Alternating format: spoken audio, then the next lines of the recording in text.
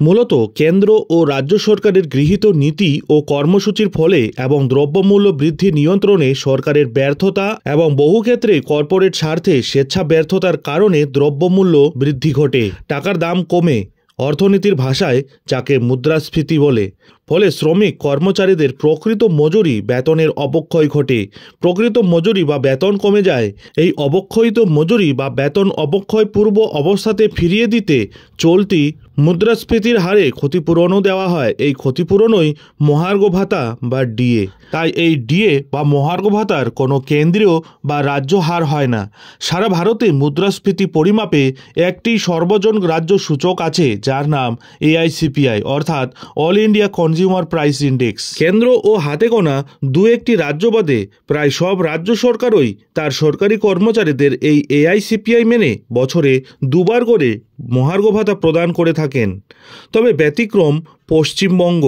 পশ্চিমবঙ্গ সরকারও দিল্লিতে কর্মরত পশ্চিমবঙ্গের রাজ্য সরকারি কর্মচারীদের এআইসিপিআই অনুসারে ডিএ দিয়ে থাকেন।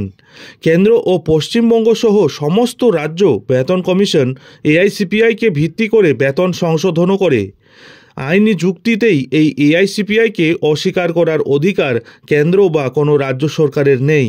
তাই যে কোনো আত্মমর্যাদা সম্পন্ন সরকার মুদ্রাস্ফীতিজনিত ডিএ দিতে দায়বদ্ধ। বিরোধী নেত্রী মমতা বন্দ্যোপাধ্যায় সঠিকভাবেই বলতেন যে সরকার সরকারি কর্মচারীদের ডিএ দিতে পারে না, তার ক্ষমতায় থাকার কোনো অধিকার নেই। তবে আবার মুখ্যমন্ত্রী হয়ে তিনি আবার বলছেন ডিএ অধিকার নয়, ডিএ ঐচ্ছিক বিষয়। অর্থাৎ সরকার চাইলে ডিএ দিতেও পারেন আবার নাও দিতে পারেন। বর্তমানে পশ্চিমবঙ্গের লক্ষ লক্ষ রাজ্য সরকারি কর্মচারীদের এই গুরুত্বপূর্ণ বকেয়া ডিএ মামলাটি দেশের সর্বোচ্চ আদালতে বিচারাধীন। তবে রাজ্যের এই গুরুত্বপূর্ণ বকেয়া ডিএ মামলাটি দেশের সর্বোচ্চ আদালতেও একাধিকবার পিছিয়ে গেছে। একের পর এক 15 বার শুনানিটি পিছিয়েছে। দীর্ঘ 2 বছর ধরে সুপ্রিম কোর্টে ঝুলে রয়েছে পশ্চিমবঙ্গের লক্ষ লক্ষ রাজ্য সরকারি কর্মচারীদের সঙ্গে সম্পর্কিত এই বকেয়া ডিএ মামলাটি।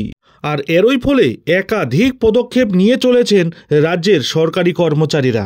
সুপ্রিম কোর্টের উদ্দেশ্যে দ্রুত শুনানি এবং মামলার নিষ্পত্তি চেয়ে গণ ইমেল কর্মসূচি থেকে শুরু করে এই বকেয়া ডিএ মামলায় নতুন করে পার্টি হওয়ার আবেদন পর্যন্ত করেছেন সরকারি কর্মচারীরা। তবে এর ফলেই সৃষ্টি হয়েছে কর্মচারী সংগঠনগুলির মধ্যে বিবাদ। আপনারা জানেন ইতিমধ্যে পশ্চিমবঙ্গের লক্ষ লক্ষ রাজ্য সরকারি কর্মচারীদের দীর্ঘদিনের বকেয়া মহার্ঘ ভাতার মামলাটি দেশের সর্বোচ্চ আদালত সুপ্রিম কোর্টে বিচারাধীন রয়েছে। তবে বারে বারে পিছিয়ে যাচ্ছে এই মামলাটি। এইভাবে মামলাটি পিছিয়ে যাওয়ায় মারাত্মকভাবে আশাহত হচ্ছেন এ রাজ্যের লক্ষ লক্ষ সরকারি কর্মচারীরা এবং তারই মধ্যে আবার বিস্ফোরক দাবি করলেন পশ্চিমবঙ্গের রাজ্য সরকারি কর্মচারীদের সংগঠনের নেতা। অ্যাকচুয়ালি ইতিমধ্যেই ডিএ মামলায় যুক্ত হতে চেয়ে নতুন করে শীর্ষ আদালতে আবেদন করেছে সংগ্রামী যৌথ মঞ্চ, যদিও সেটার বিরোধিতা করেছে confederation of state government employees. এমনকি ডিএ মামলার শুনানি পিছিয়ে যাওয়ার চক্রান্ত হচ্ছে কিনা সেই প্রশ্নও তোলা হয়েছে। এ ব্যাপারে কনফেডারেশন অফ স্টেট গভর্নমেন্ট এমপ্লয়িজের সাধারণ সম্পাদক মলয় মুখোপাধ্যায় দাবি করেছেন, আইনজীবীরা যা জানিয়েছেন তাতে এরকম ক্ষেত্রে যিনি মামলায় যুক্ত হতে চাইছেন তাকে নিজের দপ্তরের নাম এবং ঠিকানা দিতে হবে। নিজের শিক্ষকতা পেশার কথা উল্লেখ করেননি তিনি, শুধুমাত্র লিখেছেন যে সংগ্রামী যৌথ মঞ্চের আহ্বায়ক হিসেবে কাজ করছেন। তার কথায় এত ভুল কেন তিনি করবেন? তাহলে কি মামলাটি দীর্ঘ থেকে দীর্ঘতর করার চক্রান্ত চলছে?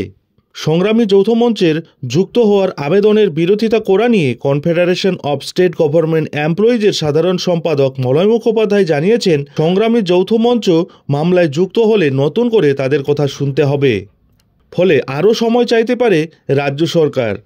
একটা মামলা যখন শেষ পর্যায়ে আছে তখন তো সেই পদক্ষেপটা আদতে রাজ্য সরকারি কর্মচারীদের জন্য হিতে বিপরীত হতে পারে।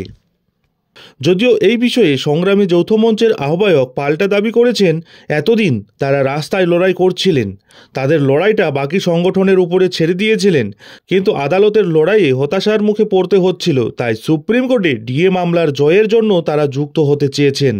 প্রসঙ্গত উল্লেখ্য, আগামী 22 এপ্রিল সুপ্রিম কোর্টে এই ডিএ মামলা ওঠার কথা রয়েছে।